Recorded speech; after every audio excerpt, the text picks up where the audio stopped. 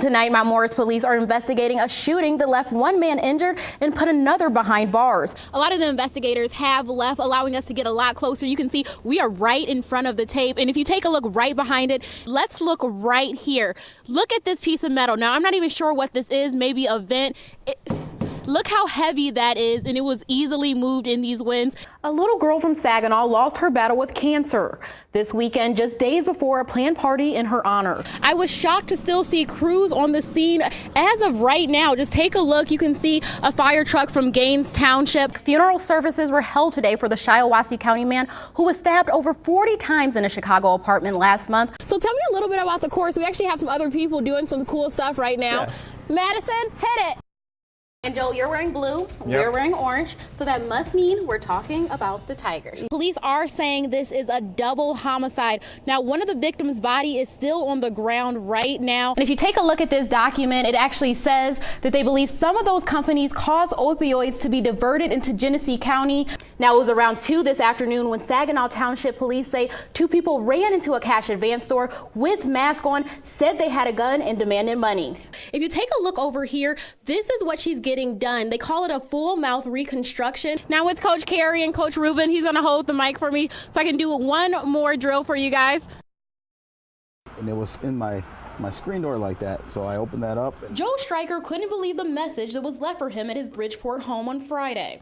Again, the first thing I seen was this: "You're in a white nationalist zone." Inside, a recruitment letter claiming to be from the Michigan Street Saints fascist group for right rights. In reading this, it's sounding like they say they've declared a war on drugs, but in this writing, it also feels like they're pointing out that the minorities are the reason that the drugs are here.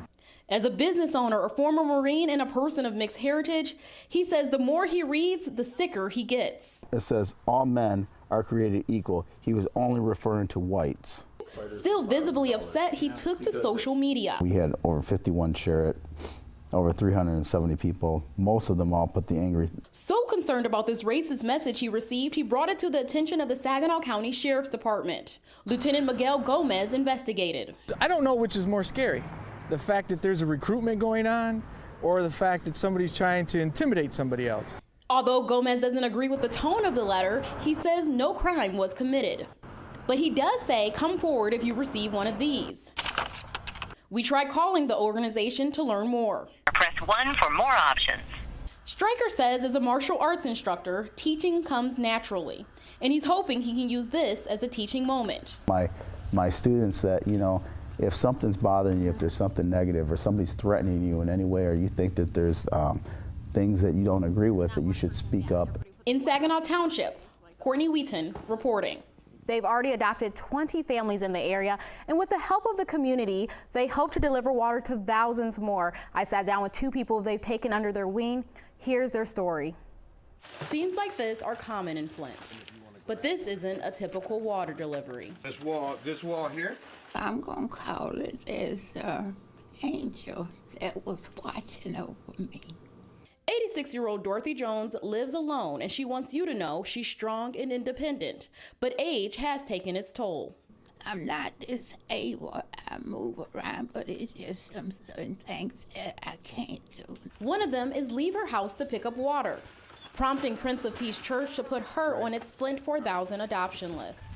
A list identifying thousands of elderly and disabled people living in the city who need a little bit more help than the rest after the state stopped providing water to residents. You said somebody adopt me. Dorothy, like others in the program, will receive 32 cases of water for the next 2 months thanks to donations the church has gathered from across the nation. And God bless you so much. It's time to pack up and say goodbye to Dorothy. You too, and I'll see you next month, okay? One day, multiple stops. Our next one to meet Janet Bidoff. Like Dorothy, she lives alone, but Janet is disabled. Now I've been blind for 13 years. Disabled, diabetic, and on a fixed income, clean water is sometimes hard to come by. I've been overwhelmed because people just never did for me that, you know. No words to express what those volunteers in these cases mean. Thank you. Sometimes all you can do is give thanks. I thank you. So emotional, and people have been asking me, how in the heck do you find 4,000 people? Well, they had a list that was already made from the city and state when the water pods were still open, and they used that list to deliver the water. Residents I spoke to this morning say they will never trust the water, and now that those pods are closing by this Friday, they have to look for another source to find their water. Check out this U-Haul right here. First Trinity Baptist is donating this to people, but it will probably be gone by the end of today. How are you? Lines wrapped around Beach Street in downtown Flint to pick up water, thanks to hundreds of cases donated to First Trinity Baptist Church. We've been passing out water every week since then, since 2016. But obviously now with the pods closing, there's a more diverse need. Salt water. Bottled water in high demand and in short supply. This after the governor announced Friday bottled water would no longer be supplied by the state due to decreased lead levels. A move Northside Flint resident Karen Natelin is calling heartless. No, we don't trust them, and now they want to get rid of the water. What they trying to do, take a vacation on us? With water pods expected to close as early as this week, residents like Randy Alexander are now turning to churches to get what they need. I got people across the street that don't have vehicles that can't get water, and I'm trying to get it for them. Volunteers and church leaders were on site throughout the afternoon packing up cars. Something longtime Flint resident Marcus Lewis appreciates. And the church has been bagging us ever since it happened. Church leaders say they will provide water to residents even after the pods close. They were there in the beginning, and they'll be there at the end. What we're doing is doing what we've been doing, providing a service to the community at large. Now again, many of the residents I spoke to said they're still using this water to cook, clean, and even bathe. So if you need more water, I'll have a list compiled on our website of where you can go once those pods close. For now, in Flint, Courtney Wheaton reporting. Where's he at? What's he wearing? Can you move? Training that puts you right in the middle of life or death situations. John, you take point, you got the long. Teaches you how to make a split-second decision. It's a new simulator blurring the lines between what's real and what's fake, helping police be the best at preparing for the worst. Stress of the real world where you've got innocent people walking around and it's not just standing in front of a paper target. Davidson Township Police Officer Mike Bice is using a system called Milo. The technology features 5 panels, gives users a nearly 360-degree view, and is loaded with different scenarios from traffic stops to active shooter situations. Some scenarios you have to look behind you to both sides. It's not just looking at a computer screen right in front of you. From the scenarios to the guns used, the goal is to get as close as possible to what police could face in the real world.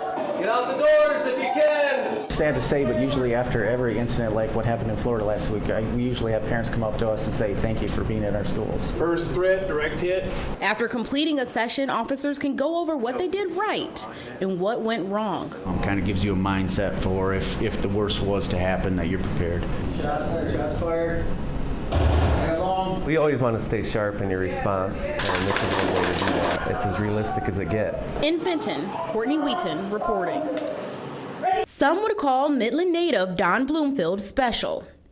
No, the only thing they told me I was just the last survivor. He's the last living Michigan-born Pearl Harbor survivor. I understand there's three other ones in the state, but they're not Michiganders. At 96, this veteran doesn't hold on to much, except the war stories he keeps packed away until someone asks. His memories of the Pearl Harbor attacks are vivid. There was a plane come right down, and it was just above the treetops, just outside the camp, and when he went by, just as plain as could be. At 19 years old, Don was stationed in Hawaii as a fire truck driver. Without a fire truck.